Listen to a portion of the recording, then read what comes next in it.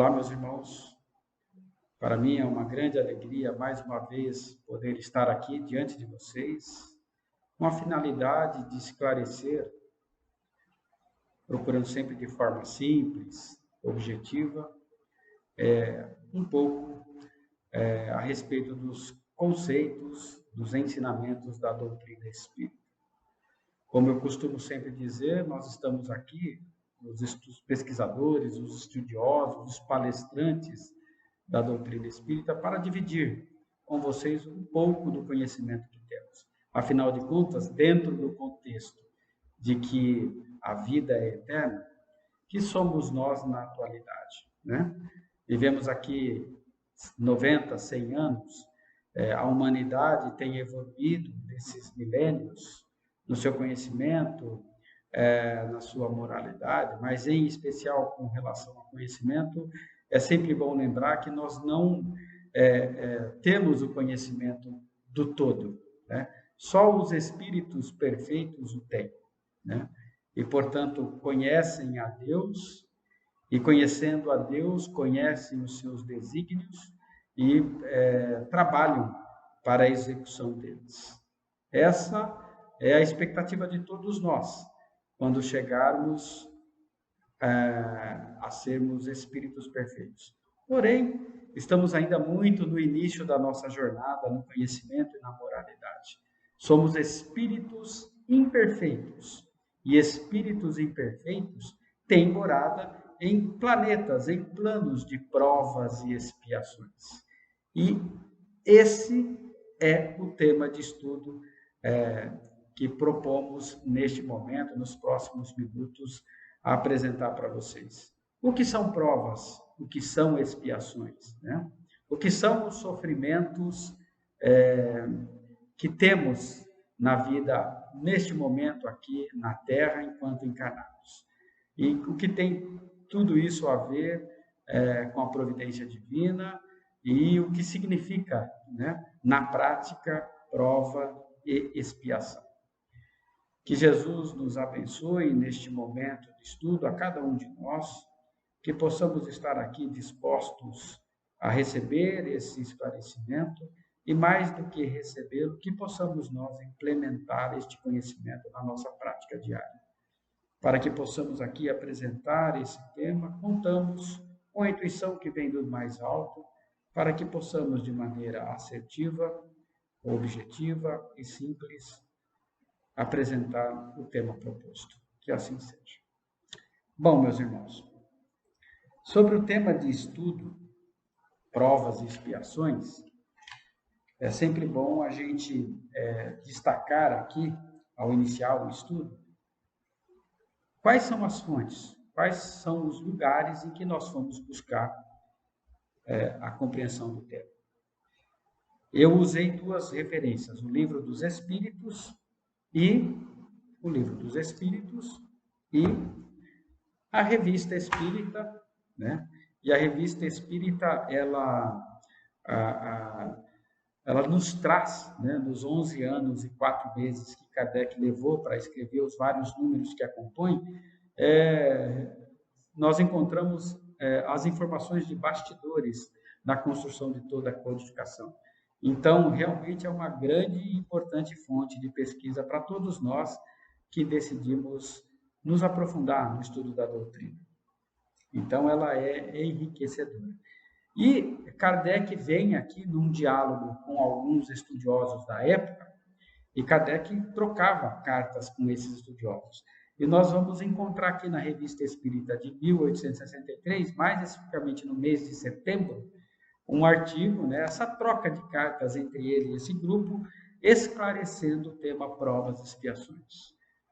Então, fica aí a dica de leitura para vocês. Livro dos Espíritos, e aí nós vamos falar de um contexto bastante amplo, né, que eu vou citando aqui de forma objetiva, onde que está essa informação que eu trouxe durante o meu diálogo, ok? Bom, provas e expiações. É um tema muito complexo, muito polêmico. Para que vocês saibam, muitos pesquisadores, muitos estudiosos ainda não entraram num consenso geral sobre o que significa prova e expiação. Na verdade, estudando o tema, nós encontramos até interpretações que se chocavam, antagônicas, ou seja, as pessoas não entram num consenso. Um acha que é uma coisa, o outro acha que é outra. Por isso é muito importante que nós possamos estudar e, ao estudar, buscar um maior número de pessoas que pesquisam e que interpretam o tema. E aí, com essa soma de considerações, a gente forma o nosso convencimento. Mas antes de entrarmos especificamente no tema, provas e expiações, vamos lembrar conceitos básicos da doutrina, para que possamos entender melhor o que são elas no contexto da nossa vida. Sempre é muito bom lembrar que o princípio de tudo, no princípio de tudo está Deus. E nós vamos encontrar lá, na questão 1, né, do Livro dos Espíritos, exatamente o conceito do que é Deus. Deus é a inteligência suprema. Lembrem-se desse conceito. E ele é a causa primeira de todas as coisas. Então, lembrem-se que Deus é a inteligência suprema e a causa primeira de todas as coisas. Deus, ao criar tudo que existe, o universo, a matéria e a nós espíritos, né, ele teve exatamente um objetivo. E esse objetivo, para os espíritos, nós encontramos lá, quando ele pensou em criar os espíritos, nós vamos encontrar lá em O Livro dos Espíritos, na questão 132. Então, vamos para a questão 132. Na questão 132, está lá no Livro dos Espíritos, capítulo 2, sob o título de Encarnação dos Espíritos, questão 132. Kardec pergunta à espiritualidade: qual o objetivo da encarnação dos espíritos? E a espiritualidade lhe responde: Deus lhes impõe a encarnação com o objetivo de fazê-los chegar à perfeição. Para alguns é uma expiação, para outros é uma missão.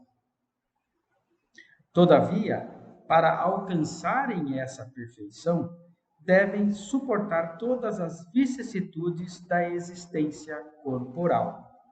Nisto é que está a expiação. Ou seja, nós somos espíritos, criados por Deus num determinado momento do tempo. Nós vamos evoluir e fomos criados simples e ignorantes, ou seja, sem conhecimento nenhum. Para que possamos chegar à perfeição, Deus nos dá a vida e a possibilidade de experimentar com a vida. E experimentando a vida, nós vamos adquirindo conhecimento. E ao adquirir conhecimento, nós vamos criando necessidades. E muitas vezes, ao criar as necessidades, podemos até utilizar como exemplo esse mundão que nós conhecemos atualmente, né? O mundo que nós dissemos da materialidade. E devemos lembrar que a matéria foi criada para proporcionar ao espírito essas experiências. Então, muitas vezes, nós nos enganamos ao interpretar o que realmente é necessário com relação às experiências da vida. Para nós, a felicidade, para nós, conhecendo esse mundo material que vivemos e que nos impressiona os sentidos, a felicidade está na beleza, na posse, no poder, no dinheiro, né, no amor. Né? E muitas vezes nos decepcionamos. Como não conseguimos vivenciar a felicidade tal qual gostaríamos, nós achamos que Deus se enganou, né? Que Deus está errado ao trazer experiências ruins para as nossas vidas. E é dentro desse contexto que a gente acaba tendo que entender, né, essas duas palavras e o que elas significam, provas e expiações. Mas, de verdade, pouco importa. E os espíritos superiores dizem exatamente isso na codificação, que pouco importa o significado dessas palavras. Nós estamos tratando aqui de uma questão de semântica, de explicar o que aquela palavra quer dizer.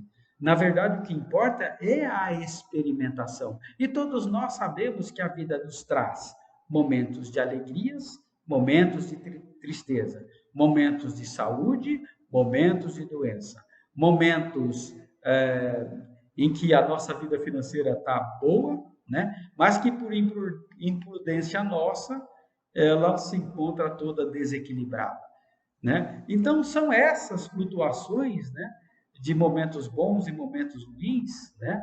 São esses momentos que nos trazem a experiência necessária à evolução do espírito, que nos faz sair da ignorância, da simplicidade, do nada saber, para um dia, ao atingirmos a escala dos espíritos, de espíritos puros, de espíritos perfeitos, nós teremos o conhecimento e olharemos para trás e entenderemos o quanto essas experiências foram importantes, né, dentro desse contexto de livre-arbítrio que o espírito tem, de fazer as suas escolhas, né, diante das diversas situações que a vida lhes impõe. Então, é muito importante que entendamos isso, que Deus, e aí eu chamo a atenção mais uma vez ao conceito de Deus, ele é a inteligência suprema, ele sabe o que faz, ele não se arrepende de absolutamente de nada, ele não está errado, e tudo que ele faz é para o nosso bem, para a nossa evolução, para que um dia nós, espíritos, possamos atingir a perfeição. Aliás, sobre esse entendimento de Deus, vale destacar que lá no item 10, atributos da divindade, mais especificamente, 10 e seguintes, mais especificamente no item 13, nós vamos encontrar lá que um dos atributos, entre os atributos de Deus, para que ele seja Deus, estão a eternidade, a imutabilidade, é o que eu disse, Deus sempre existiu, ele é eterno, né, e ele sempre existirá. Deus é imutável, ele não se engana, ele não erra, né, ele não muda. Deus é único, não há outros deuses, né? Há um só, e ele é a inteligência suprema e a causa primeira de todas as coisas. Ele é todo poderoso, não existe poder que se equivala ao dele, que se equivale ao dele. Mas ele é, nas suas leis, soberanamente justo e bondoso. Lembre-se, vamos destacar este atributo de Deus para entender o contexto de provas e expiações. Ele é soberanamente justo e bom. E ele não muda nunca, né? Por falar nisso, de entendimentos, vale lembrar aí no item 23 do Livro dos Espíritos, o que é o Espírito, então? Então, quando Deus exerce o seu poder e cria, né? Ele cria duas coisas, os espíritos e a matéria. A eles nós chamamos de elementos gerais do universo. Deus, os espíritos, e o espírito está lá na questão 23, o princípio inteligente do universo. E na 24, o espírito é sinônimo de inteligência. A inteligência é um atributo essencial do espírito. Todavia, como ambos se confundem num princípio comum, para vós são a mesma coisa, né? Mas é importante lembrar que o espírito é o elemento inteligente do universo. E além do espírito, Deus também criou a matéria. E o que é a matéria? A matéria está lá no item 22. Que definição podeis dar à matéria? E aí os espíritos nos explicam. A matéria é o laço que retém o espírito. É um instrumento de que ele se serve e, ao mesmo tempo, sobre o qual exerce a sua ação. Ou seja, Deus criou o elemento espiritual, um elemento inteligente do universo, os espíritos, e para que os espíritos possam evoluir, né, da ignorância para o conhecimento, ele criou também a matéria. E ele se reveste da matéria para aprender as experiências que a vida pode lhe proporcionar para esta evolução. E ele manipula essa matéria, né? Então, essa matéria que fere os nossos sentidos é a matéria que Deus criou para que o espírito possa viver e manipular e adequando a matéria, né? Criando na matéria, através da matéria, tudo que lhe é necessário para aprender com as experiências da vida. Então, vamos entender que todos nós estamos aqui porque Deus nos criou, que somos espíritos, e que os espíritos influenciam na vida e na matéria de todos nós. encarnados e desencarnados. Então é importante que entendamos que este momento que vivemos atualmente nos é necessário para evoluir. E para evoluir, para discernir o certo do errado, o bem do mal, né? A felicidade da tristeza, enfim, o espírito precisa experimentar a vida. E essa experimentação, nós podemos dizer que ela se configura, né, num ambiente de provas e expiações, né? E aí vem a espiritualidade que diz que, procurando lá, lembra da questão da vicissitude? Então, a gente experimenta as vicissitudes da vida, está lá no item 132. E é essa experiência das vicissitudes que nos traz, né, a evolução. Segundo o dicionário Aurélio, vicissitudes é a sequência de coisas que se sucedem. É a sucessão de mudanças ou de alternâncias. Ou seja, é tudo isso que a gente experimenta na vida. Altos e baixos, coisas boas, coisas ruins, coisas que nos deixam tristes, nos deixam alegres.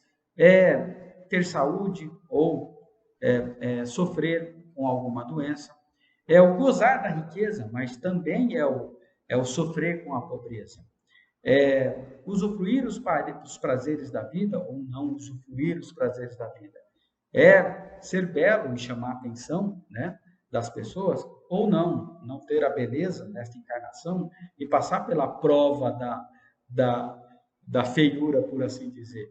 Tudo é prova e expiação, né? Mas a expiação, ela tem um contexto de castigo. O espírito erra, e exatamente porque ele erra, ele tem que sofrer uma pena, um castigo. Então, subentende-se, disse que a expiação ela está prevista dentro desse contexto de castigo. Nós vamos encontrar lá no item 8 do Evangelho segundo o Espiritismo, no capítulo 5, as tribulações, portanto, são, ao mesmo tempo, expiações do passado, que recebe nelas o merecido castigo. E aí, com relação às provas, ele diz que as provas têm relação ao futuro, que as expiações preparam. Tá? E aí eu vou entrar nesse momento para que possa ficar mais claro para todos vocês no contexto do artigo da Revista Espírita que nós encontramos lá no ano de 1863, no mês de setembro. Então, as pessoas que estavam estudando ali o tema provas e expiações, elas não entram no consenso e aí elas tiveram o mérito de consultar Kardec através de carta. Mas olha onde estava o problema de entendimento deles. Os caracteres distintos da expiação e da prova são que a primeira é sempre imposta, ou seja, a expiação é imposta aos espíritos. E a sua causa deve ser conhecida por aquele que a sofre, ou seja, o espírito sabe que errou, sabe que prejudicou alguém, né? Sabe que não está alinhado com as leis divinas, por isso ele errou. Então, sabendo que ele errou, ele precisa fazer o pagamento, ele precisa ressarcir, ele precisa se submeter a um castigo, a uma pena. Por isso ela lhe é imposta. Ao passo que a segunda, a prova, né, pode ser voluntária, isto é, escolhida pelo Espírito ou mesmo imposta por Deus na falta da escolha. E eles dizem mais. Além disso, ela lhe concebe muito bem sem causa conhecida, pois não é necessariamente a consequência de faltas passadas. Ou seja, a prova, ela é voluntária, mas ela pode também ser imposta. E ela deriva, nem sempre ela deriva de um erro, né? Então, ela não é consequência de uma falta passada. Mas a prova pode sim ser, dentro do contexto da expiação, o complemento da expiação. E a gente vai ver isso logo adiante. Então, numa palavra, os estudiosos dizem, a expiação cobre o passado, ou seja, eu errei no passado, então a expiação ela vem para solucionar o erro. Enquanto a prova abre o futuro. E aí o que Kardec, né, responde a esses que o consultaram, né, para dirimir todas as dúvidas. Kardec vem e diz: A expiação implica necessariamente a ideia de um castigo mais ou menos penoso, resultado de uma falta cometida. A prova implica sempre a de uma inferioridade real ou presumível, porque o que chegou ao ponto culminante a que aspira não mais necessita de provas. Ou seja, Kardec diz que a expiação ela implica necessariamente a ideia de um castigo, que ele pode ser mais ou menos penoso. Ou seja, eu errei diante das leis divinas, ao experimentar a vida, a minha opção, e opção essa realizada porque eu tenho livre-arbítrio, eu tenho direito de escolha nas diversas situações que a vida me impõe, eu tenho o direito de escolher. Mas aí eu posso escolher de forma acertada e estar em alinhamento com as leis divinas, ou eu posso, em razão da minha ignorância, da minha imperfeição, errar diante dos preceitos da lei divina. E, consequentemente, eu gero dano a alguém, ou a mim mesmo. Então, é necessário que eu entenda que eu errei, e para que eu entender que eu errei, eu preciso expiar esse erro. Ou seja, eu preciso entender na pele que é um erro. Então, daí a gente pode citar, por exemplo, eu tirei a vida de um irmão meu no momento de crise, de desequilíbrio emocional. Imagine o grande dano que eu causo a esse irmão a quem eu tirei a vida e aos seus familiares. Né? É um mal terrível, mas eu não tenho consciência disso. Eu sou egoísta, eu sou orgulhoso, e o que interessa é o meu prazer, o meu poder, né? As minhas conquistas. E eu firo as outras pessoas. Eu preciso aprender que o ato que eu cometi é um grande erro. Então, eu preciso expiar esse erro. Eu vou sentir na própria pele as consequências desse erro, ainda nesta vida ou numa próxima encarnação, para que eu entenda o tamanho deste dano que eu causei, o tamanho deste erro que eu causei. Isso é expiação. Mas a prova, ela implica sempre a de uma inferioridade real presumível. Ou seja, as provas, elas têm por contexto ensinar algo, né, que o espírito, em razão da sua inferioridade, ele ainda não entendeu. E ela pode sim ser ou não uma expiação, ela pode ter a sua causa numa expiação do passado, ela pode ser o desfecho da expiação. Né? É a história do aluno que vai se submeter a uma prova. Né? Ele estuda a matéria. Se ele estudou direito, ele vai tirar 10 na prova. Então, estudar é gostoso? Não, é trabalhoso. Nós exercemos uma ação, nós exercemos um trabalho que é o de estudar. Né? E aí, eu preciso me submeter à prova final para saber se eu entendi a matéria ou não, e assim eu passo de ano ou não. Entende o contexto de prova e expiação como uma sequência, um contexto que está muito associado, né? Então, a expiação pode ser complementada através de uma prova, e uma prova pode também complementar uma expiação, né? Então, ao me submeter à prova, se eu não estudei direito e tirar uma nota baixa, eu não vou passar de ano. Então, eu vou ter que estudar tudo de novo, eu vou ter que expiar novamente e, por uma segunda vez, prestar uma prova. Então, percebam que esse contexto da prova, nesse segundo momento, é a complementação de uma expiação. E Kardec fala exatamente disso na sequência. Em certos casos, a prova se confunde com a expiação. Isto é, a expiação pode servir de prova e reciprocamente, ou seja, prova serve de expiação, expiação serve de prova, né? Elas se confundem. O candidato que se apresenta para receber uma graduação passa por uma prova. Se lhe falhar, terá que recomeçar um trabalho penoso. Esse novo trabalho é a punição da negligência do primeiro, da falta de estudo. A segunda prova se torna, assim, uma expiação. E Kardec diz mais: assim, se considerarmos o homem na terra, veremos que ele aí suporta males de toda sorte. Lembra dos altos e baixos, das alegrias, das tristezas, da saúde, da doença? E por vezes esses males de toda sorte são cruéis. Esses males têm uma causa. Ora, a menos que os atribuamos ao capricho do Criador, somos forçados a admitir que a causa está em nós mesmos. e que as misérias que experimentamos não podem ser resultado de nossas virtudes. Então, elas têm a sua fonte nas nossas imperfeições. É o que nós sempre dizemos aqui, palestrantes espíritas, né? Nós somos espíritos imperfeitos, e espíritos imperfeitos erram por ignorância. O mal é o desconhecimento do bem. Então, nós erramos, e os nossos erros causam sofrimento a nós e aos outros. Então, precisamos expiar esses sofrimentos, entender que fizemos as pessoas sofrerem e que isso é errado. Por isso, expiamos. E para isso nós temos também as provas que escolhemos. Eu escolhi a prova da pobreza, a prova da feiura, eu escolhi sofrer uma doença grave no decurso da minha vida para expiar erros do passado. Faz parte do contexto das experiências que o espírito precisa passar para evoluir. E Kardec continua, né? Chega adiante. Como todo efeito tem uma causa, as misérias humanas são efeitos que devem ter uma causa. Se essa causa não estiver na vida atual, se nós não encontrarmos, mas eu fui um santo nesta vida, eu não errei diante das leis divinas. Então, meu irmão, elas devem estar numa vida anterior. Além disso, admitindo a justiça de Deus, lembra daquele detalhe que eu disse que Deus é soberanamente bom e justo? Está aqui, ó.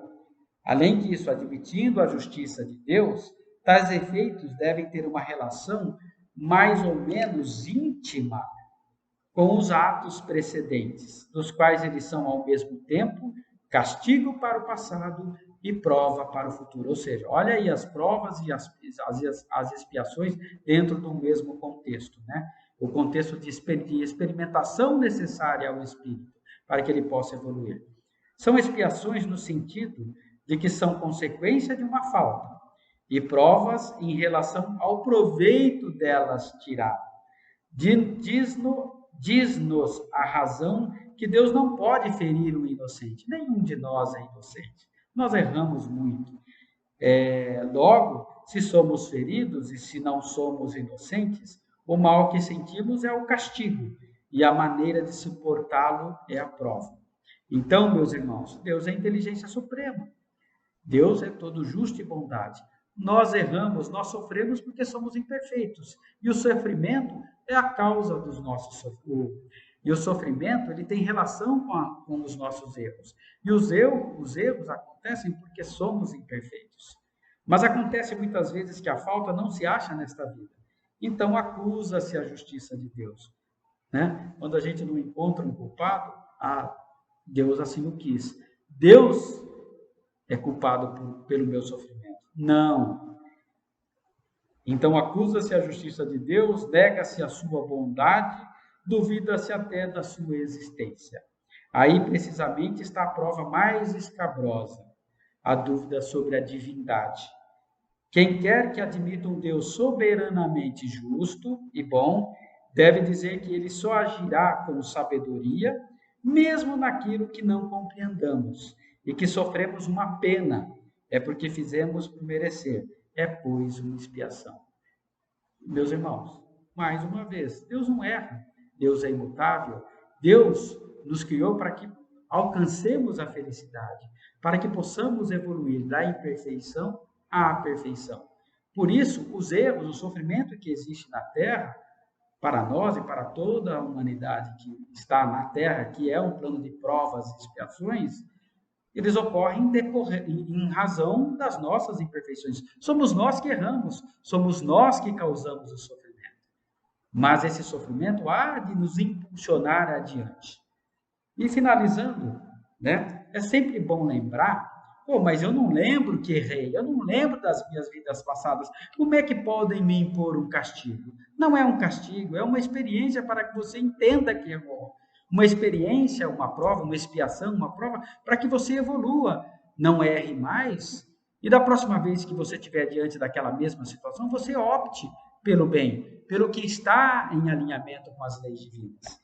Então, quanto ao esquecimento das faltas em si, ele não tem as consequências que lhe atribuísse, ou seja, não, Deus está errado ao fazer com que eu esqueça do meu passado, das minhas vidas anteriores. Não, Deus não está errado. E entendam por quê. Temos demonstrado a Lourdes que a lembrança precisa dessas faltas teria inconvenientes extremamente graves, porque isso nos perturbaria e nos humilharia aos nossos próprios olhos e aos do próximo. Que traria uma perturbação das relações sociais e que, por isso mesmo, entravaria o nosso livre-arbítrio.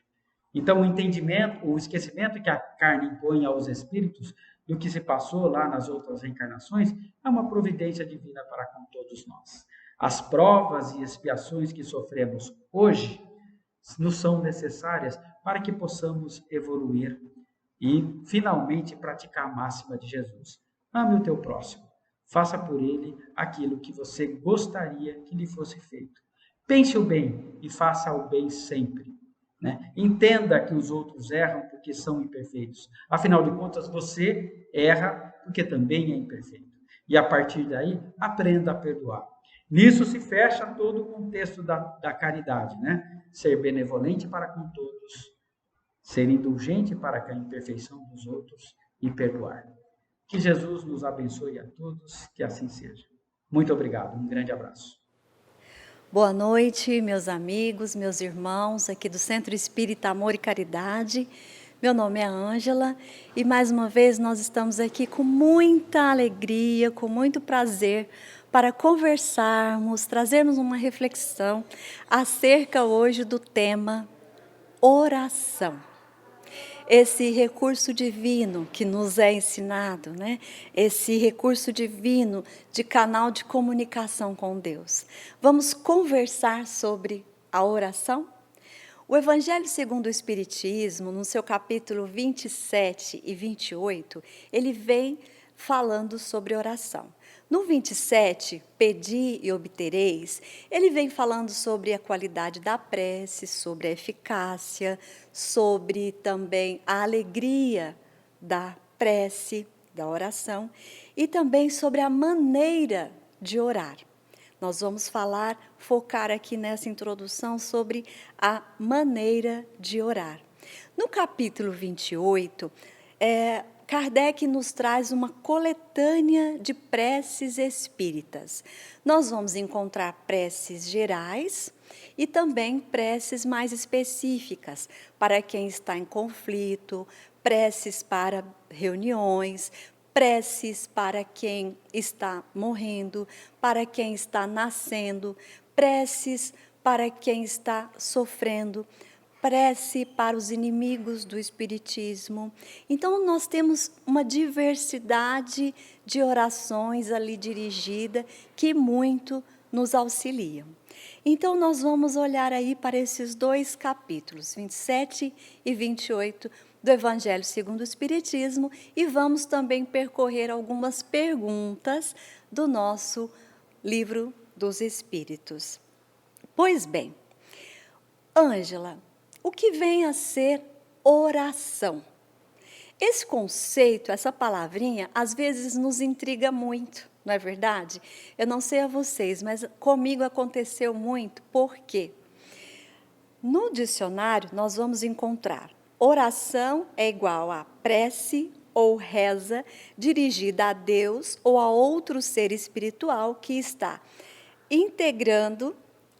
integrada nos rituais da grande parte das religiões. Então, é uma reza, é uma prece a Deus ou a outros seres espirituais. Quem cresceu próximo à Igreja Católica, como foi o meu caso, sempre ouvia falar em reza. Não vá dormir sem rezar, vamos rezar um terço, ok? Também ainda no meu caso, meus avós paternos eram evangélicos. Então, a minha avó dizia, você tem que orar, ore com fé, ore com fervor, acredite, confie. Então, eu conhecia esses dois termos, da Igreja Católica e da Igreja Evangélica. No Espiritismo, nós ouvimos mais, é mais familiar nós dizermos prece. Então, nós temos a coletânea de preces. E no final de tudo, é a mesma coisa.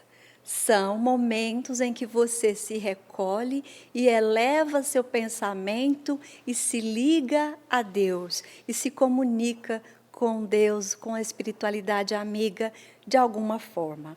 Nós podemos fazer uma oração onde nós pedimos, louvamos e agradecermos. Esse é o principal objetivo da oração, né? Nós pedimos, louvamos e agradecemos. Continuando aqui, agora que nós já entendemos um pouco melhor essa situação, eu vou rezar, eu vou fazer uma prece, eu vou orar. Eu vou orar a Deus, eu vou fazer uma oração. E nós vamos discorrer mais sobre essa palavrinha no decorrer da nossa reflexão. Pois bem, no Livro dos Espíritos, quando nós pesquisamos, né, qualquer pessoa que buscar ali sobre oração vai encontrar assim, ver prece. Então, vai encontrar no livro 3, no capítulo 2, a lei da adoração. E na lei da adoração, nós vamos iniciando aqui, as perguntas de Kardec, e nessa primeira parte intitulada Objetivo da Adoração, nós podemos observar que é acrescentada somente 2 letrinhas, o A e o D, e no final, oração. Então, objetivo da adoração. Na pergunta 649, eu gostaria que vocês acompanhassem essa reflexão e essa linha de pensamento comigo, porque se trata de perguntas, Kardec sempre muito sábio, trata-se de perguntas muito importantes para que nós possamos entender a prece, a adoração. Na pergunta 649, Kardec pergunta aos espíritos: em que consiste a adoração? Os espíritos respondem: é a elevação do pensamento a Deus. Pela adoração, a alma se aproxima dele. Kardec ainda pergunta: a adoração é o resultado de um sentimento inato ou produto de um ensinamento? Ela está dentro de nós ou é produto de ensinamento, ou vem de fora para dentro? Os espíritos respondem: é um sentimento inato, como o da divindade. A consciência de sua fraqueza leva o homem a se curvar diante daquele que pode proteger. Kardec ainda pergunta na 651, houve povos desprovidos de todo sentimento de adoração? Não. Porque não há, jamais houve, povos ateus. Todos compreendem que há acima deles um ser supremo. Kardec faz mais uma pergunta. Pode-se considerar a adoração como tendo sua origem na lei natural? Eles respondem: ela está na lei natural, visto que é o resultado de um ensinamento inato no homem. Por isso, ela se encontra em todos os povos, ainda que sob formas diferentes. Então, a lei de adoração é uma lei natural, a adoração. Porque todos os povos, vamos entender aqui, todos os povos, vamos lembrar, todos nós temos uma centelha divina dentro de nós. Então, é algo natural. E os espíritos confirmaram aqui, não existiu nenhum povo que não tenha adorado a Deus. Não existiu. Eu tenho um carinho especial pela pergunta 654 e gostaria também ainda de vê-la com vocês. Deus dá preferência àqueles que o adoram de tal ou tal maneira?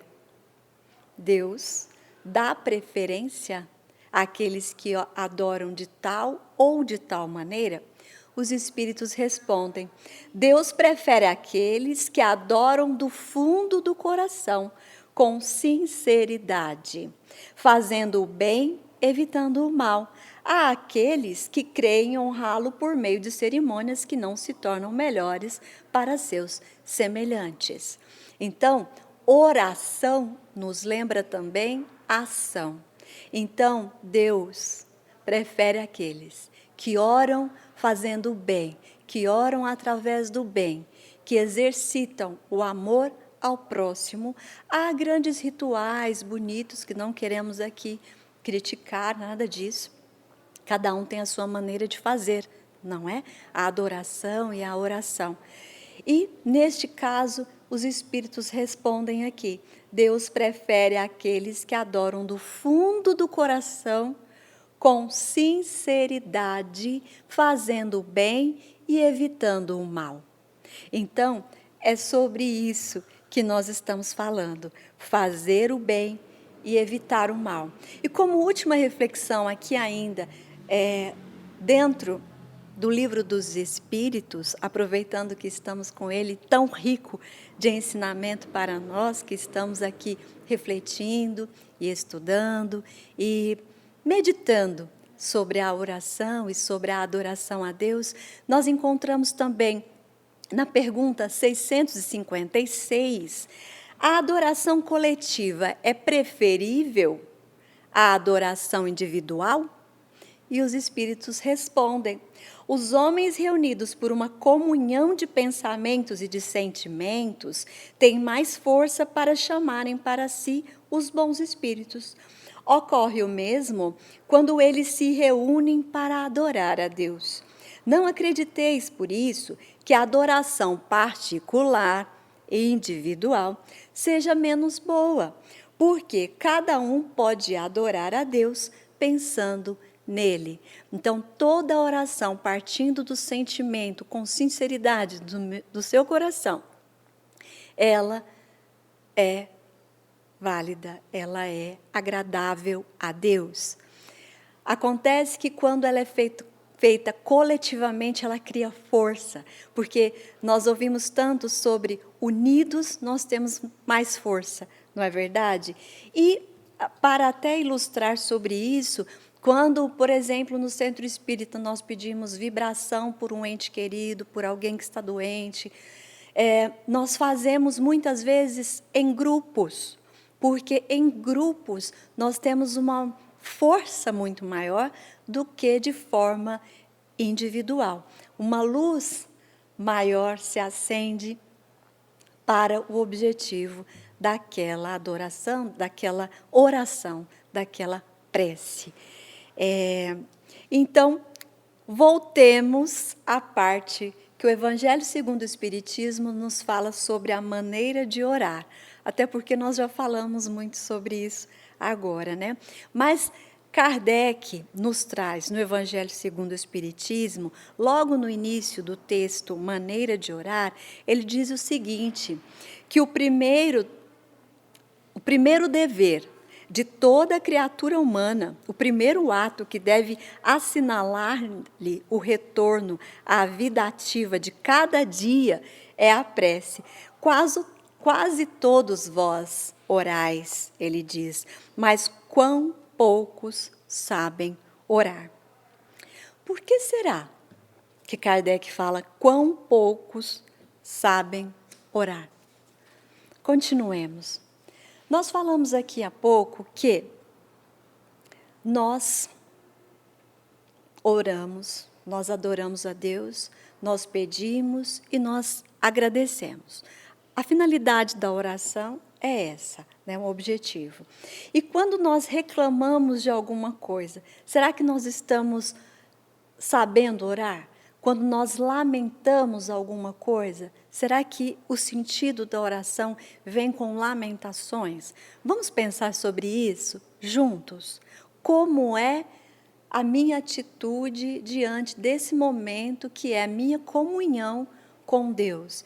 Isso acontece sempre? Eu faço de maneira petitória? Eu peço, eu só peço, eu nunca agradeço? Então, no final dessa maneira de orar, do texto aqui do Evangelho segundo o Espiritismo, ele conclui falando o seguinte: pede, pois, antes de todas as coisas o vosso progresso, e vereis que a torrente de graças e de consolações se derramará sobre vós. Nós não vamos ler todo o texto, mas é que entre esse início que eu fiz e essa conclusão, ele fala sobre a gente fazer as orações, fazer nossas preces e ainda ficar lamentando de que as minhas preces não não estão sendo atendidas. Mas o que está acontecendo? Meu Deus, o Senhor não está me ouvindo? Quantas vezes nós já ouvimos esse tipo de caso e quantas vezes nós também não passamos por isso, de pensar, nossa, mas eu acho que Deus não está me ouvindo, porque eu estou pedindo tanto, eu estou orando, eu estou fazendo minhas preces e parece que eu não estou sendo ouvida, não estou sendo atendida. Agora, o que nós temos que pensar é o quanto essas situações, muitas vezes de sofrimento, de conflito, de dores, têm nos ensinado. O quanto é necessário para nós, para o nosso desenvolvimento, porque nós estamos aqui na Terra vivendo essa experiência, mais uma experiência na carne, aqui no plano físico, mas nós somos seres espirituais e nós viemos para essa escola bendita para passar sim por situações onde eu possa aprender a lidar, onde eu possa buscar a minha serenidade, a minha fé, confiar em Deus, de que tudo que me acontece é para que serve para que eu aprenda alguma coisa. Uma convivência difícil, essa pessoa está me ensinando alguma coisa. Ela faz com que eu olhe para dentro de mim e peça nas minhas orações, meu Deus, se eu estiver ainda sendo tão orgulhosa, tão vaidosa, tão egoísta, a ponto de ferir o outro que possa me ferir, me ajuda. Será que nas minhas orações eu tenho percebido e tenho pedido também para o meu aperfeiçoamento? Eu tenho reconhecidamente em mim que eu não sou um ser humano perfeito e não só o outro que erra comigo, mas eu também erro? Porque nós temos essa tendência de achar que o outro é que erra, né? O outro é que tem problema, eu não tenho.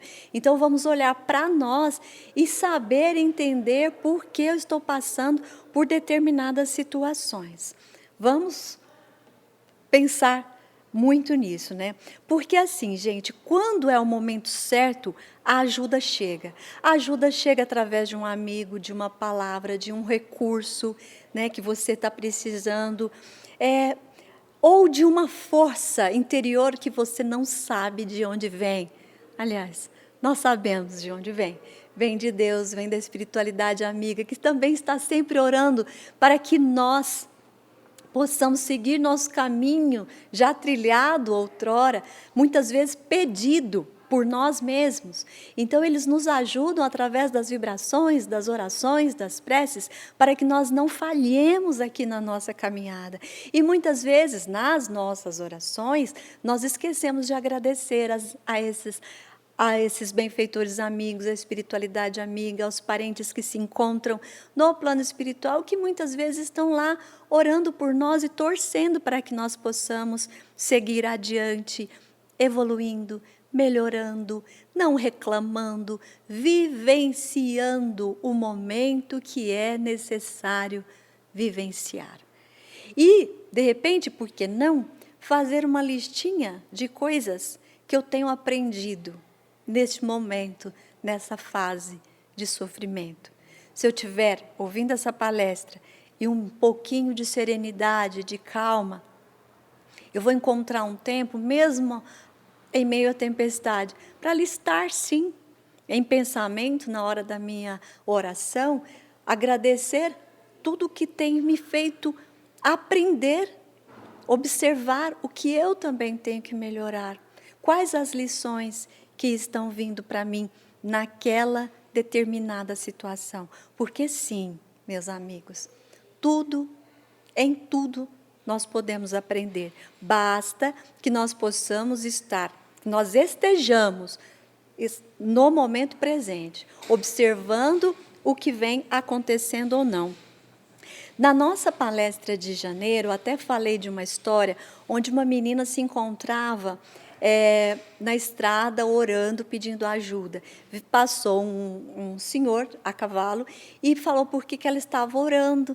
E ela disse, minha mãe está doente, sem recursos. Ele foi, eu estou resumindo a história, não é?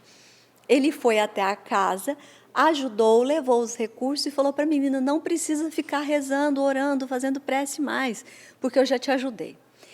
E ele passa de novo naquele mesmo caminho, a menina está de novo fazendo a sua prece a Deus. E ele fala: menina, eu já não te falei para parar com isso, eu já levei os recursos necessários, a sua mãe já está boa. E aí ela diz: Senhor, eu estou aqui agradecendo a Deus por tê-lo enviado e nos ajudado.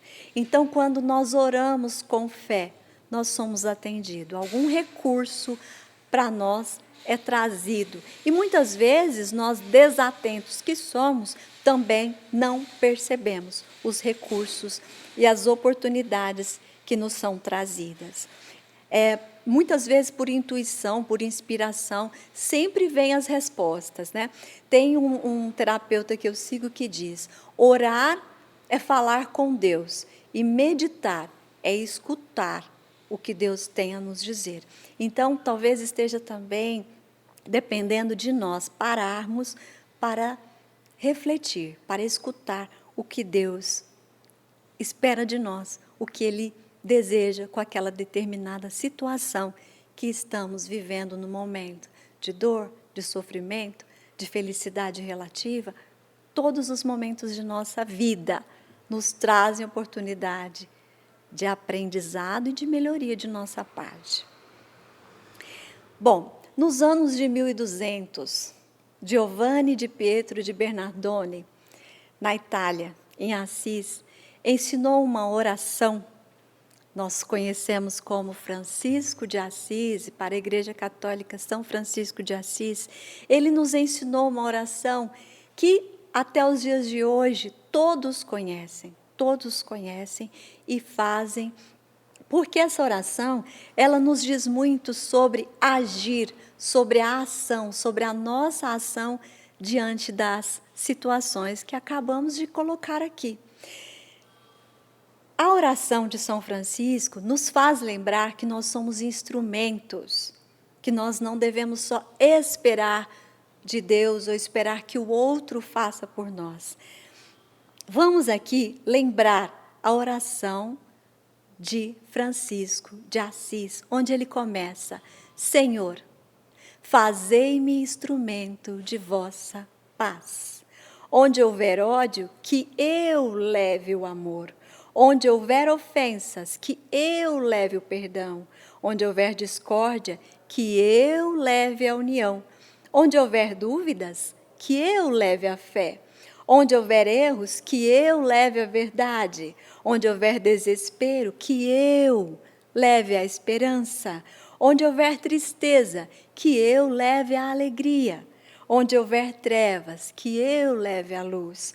Ó Mestre, fazei com que eu procure mais consolar que ser consolado, compreender que ser compreendido, amar que ser amado, pois é dando que se recebe, é perdoando que se é perdoado, e é morrendo que se vive para a vida eterna. Então, nessa bela oração, Francisco de Assis nos ensina o poder do nós diante de todas essas situações. Eu não vou esperar que o outro me traga, que Deus me traga. Eu vou fazer a minha parte onde couber que eu faça. Eu não posso só esperar. Oração diz muito também sobre o agir. Por que Jesus disse para Pedro: Pedro, apacenta as minhas ovelhas? E disse para Francisco de Assis: reconstrói a minha igreja. A igreja do amor, apacenta as minhas ovelhas. E para nós, será que ele falou isso para os grandes missionários, para essas pessoas iluminadíssimas que nós sabemos e conhecemos a história? Francisco de Assis diz que é ele que está falando que ele leve o amor. Todos nós podemos levar o amor. Não é ele que vai levar. Ele levou, ele nos ensinou, ele nos exemplificou o amor. Mas nós podemos, todos nós podemos e devemos fazer a nossa parte. Oração, ação. O final da palavra diz: ação. E o que Jesus pediria para nós? Ele pediria não, Ângela, ele pediu. Ele deixou ali, no Evangelho de Mateus, bem escrito, e outros evangelhos também, o seguinte: ama a Deus sobre todas as coisas e ao próximo como a ti mesmo. Amar ao próximo como a mim mesmo? Ah, tá. Se eu me cuido, se eu me quero bem, eu também quero o bem para o outro. Se eu quero coisas boas, benefícios para mim, eu também quero o bem para o outro. Então, eu farei também a minha parte para o outro. Ah, mas como eu vou falar para os outros que eu amo? Demonstre através de ações. Demonstremos através de ações. Para o próximo mais próximo, para quem está distante, para quem eu não conheço, para quem ainda nem tive contato, mas sei que precisa, por que não, de uma oração? Sabe, Richard Simonetti, ele esteve muito doente, né, antes do seu desencarne, e durante 9 meses, Richard foi passando por tratamento. E em determinado momento da sua trajetória do tratamento, ele tinha a voz como instrumento de fazer o bem. Então, uma vez, Richard Simonetti nos emocionou muito quando ele disse: meu Deus, obrigado, minha gratidão, por eu poder fazer o bem, ainda que seja através da oração. Então, deitado numa cama hospitalar, ele ainda reconhecia em si recursos para ajudar o próximo através da oração. Então, caminhando aqui para a nossa conclusão do nosso encontro, que passa tão rápido, né? E oração é um tema que nós vamos encontrar em várias partes da literatura espírita e também dentro de nós, né? Então, é um tema realmente que faz parte da nossa vida, faz parte de nós adorar a Deus, porque Deus é amor, Deus está em toda parte, Deus está sempre conosco e nós devemos também estar sempre com Ele. Nas orações, é importante que nós possamos aprender a dizer: é da minha vontade, Senhor, que seja feita a sua vontade. Difícil falar isso, porque às vezes nós queremos uma coisa e acontece outra. E eu nem gosto da palavra difícil. Mas, às vezes, não é tão fácil aceitar coisas que nós queríamos assim e acontece assim. Então, vamos entender que assim é que tem que ser. Então, tem coisas que nós não podemos mudar, que nós possamos lutar por coisas que nós podemos mudar, mas tem coisas que não. Então, aprendamos. É da minha vontade, Senhor, que seja feita a sua vontade. E aí a nossa caminhada será mais segura, será mais simples, será mais calma, será mais leve. Simão um dia disse a Jesus que ele estava fazendo muitas orações e que notava que não estava sendo atendido. Nós vamos encontrar essa passagem no livro Boa Nova, que eu vejo como um livro poético de Humberto de Campos, com Chico Xavier. E no seu capítulo 50, último capítulo, não, na verdade não é o 50, me desculpe, eu confundi com outro livro, Jesus no Lar, que eu vou citar daqui a pouco. Mas no Boa Nova, na oração dominical, Simão fala com Jesus que não vem sendo atendido em suas preces. Resumindo, e Jesus diz que nem tudo, né, será atendido, mas que somos ouvidos. Tudo terá seu momento, né? E um deles, um filho de Alfeu, é citado dizendo: mestre, Senhor, ensina-nos a orar. Então, Humberto de Campos nos traz com muita beleza o seguinte texto: dispondo-se então em círculo, e como se mergulhasse o pensamento no invisível oceano de luz, o Messias pronunciou pela primeira vez a oração que levaria a humanidade, que legaria à humanidade. Ele elevou o Espírito ao Pai e colocou o seu amor acima de tudo. E ele pronunciou pela primeira vez a oração do Pai Nosso. Jesus usou essa palavra. Levi fez as anotações. E desde aquele dia, Humberto também nos conta, Desde aquele dia memorável, a oração singela de Jesus se espalhou como um perfume dos céus pelo mundo inteiro. Então, a oração do Pai Nosso é conhecida por todos nós. Ela traz uma mensagem de esforço, de devoção e diz na oração do Pai Nosso: seja feita, Pai, a tua vontade. Seja feita a tua vontade. E será que nós fazemos essa oração com consciência do que estamos falando? Porque nós falamos que seja feita a tua vontade, daí eu quero a minha vontade. Então, o máximo que nós podemos falar é que a minha vontade, Senhor, possa coincidir com a sua, com humildade. Mas lembrando sempre que tudo o que nos acontece é necessário e é na hora certa. Nós vamos agora caminhando para o encerramento da nossa exposição sobre a oração. Espero que nós, neste breve tempo, tenhamos podido pensar na oração e refletir sobre como nós temos feito ao acordar, ao ir deitar, preparar o nosso espírito para o descanso do corpo e essas horas, né, em que o espírito pode viver outras situações. Então, que nós possamos orar para que nós possamos acordar mais renovados, mais felizes e que sejamos revigorados, né? O meu avô, ele viveu 103 anos, um mineiro, e ele orava todas as noites, e quando eu o visitava, vovô era analfabeto e muito inteligente para os negócios. Ele dormia com o Evangelho segundo o Espiritismo debaixo do seu travesseiro. E quando eu o visitava, ele pegava na minha mão e de mãos dadas ele falava: ora comigo, vamos rezar, porque quando a gente reza aqui, eu durmo muito melhor.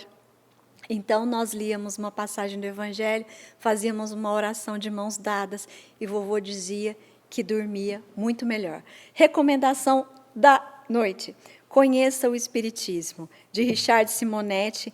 Temos aqui um capítulo muito bonito que fala sobre conversar com Deus, que vem dizendo sobre o que nós conversamos aqui. Richard nos diz: a oração, dizem os mentores espirituais, deve ser algo tão natural, tão instintivo em nossas vidas, quanto a respiração. Então, que nós estejamos, meus irmãos, em estado de oração, sempre em comunhão com Deus, nosso Pai. Que Jesus nos abençoe hoje e sempre. Muito obrigada.